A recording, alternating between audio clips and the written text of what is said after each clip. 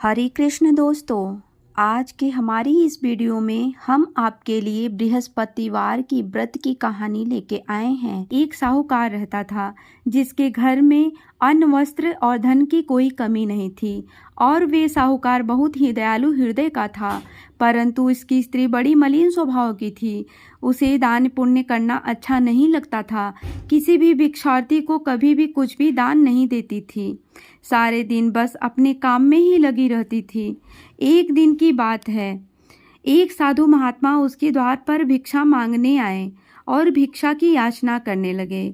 उस समय स्त्री अपना घर लीप रही थी। इस कारण साधु महाराज से कहने लगी, महाराज, इस समय मैं अपना घर लीप रही हूँ, आपको कुछ नहीं दे सकती, जाइए किसी और दिन आइएगा। साधु महाराज वहाँ से चले गए। कुछ दिनों पश्चात वही साधु महाराज उसके द्वार पर आए। उस दिन की तरह भिक्षा मांगने लगे। साहूकारनी उस समय अपने बच्चे को खाना खिला रही थी। कहने लगी, महाराज, मैं क्या करूं, मुझे फुर्सत ही नहीं है, इसलिए आपको भिक्षा नहीं दे सकती। अब साधु महाराज फिर से उसके द्वार से खाली हाथ ही लौट गए। तीसरी बार महाराज जब उसके द्वार पर आए, उसने उसे टालना चाहा। कहने लगी, महाराज, मैं क्या करूं, मुझे समय ही नहीं मिलता, इसलिए आपको भिक्षा नहीं दे सकती।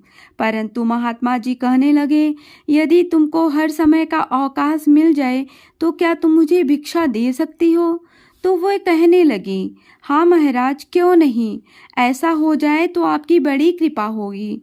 तब साधु महात्मा कहने लगे, अच्छा, मैं एक उपाय बताता हूँ। बृहस्पतिवार के दिन चढ़ने पर उठो और सारे घर में झाड़ू लगाकर कूड़ा एक कोने में जमा करके रख दो। घर का चौका इत्यादि मत लगाओ। घर वालों से कह दो हजामत अवश्य बनवाएं और रसोई बनाकर चूल्हे के पीछे भोजन रख दो, सामने नहीं।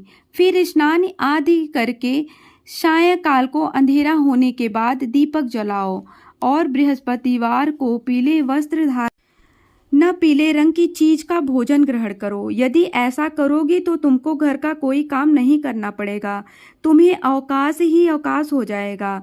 साहूकारनी ने ऐसा ही किया। वे हर बृहस्पतिवार को वैसे ही करने लगी।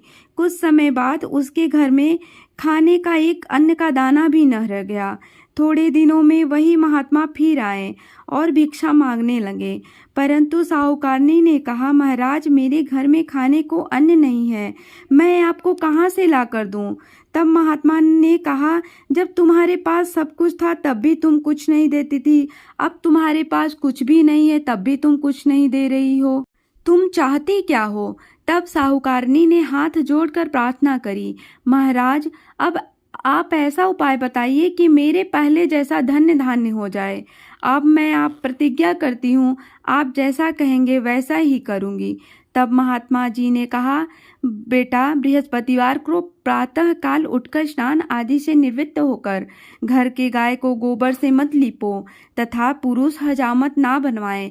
भूखों को अन्न जल देती रहो। ठीक सायंकाल दीपक जलाया करो। यदि ऐसा करोगी तो तुम्हारी सभी मनोकामनाएं भगवान बृहस्पति अवश्य पूर्ण करेंगे। साहूकारनी ने ऐसा ही किया। उसके घर में धन धान्य वैसा ही हो गया जैसे पहले था। इसी प्रकार भगवान बृहस्पति की कृपा से अनेक सुखों को भोग कर दीर्घकाल तक जीवित रही।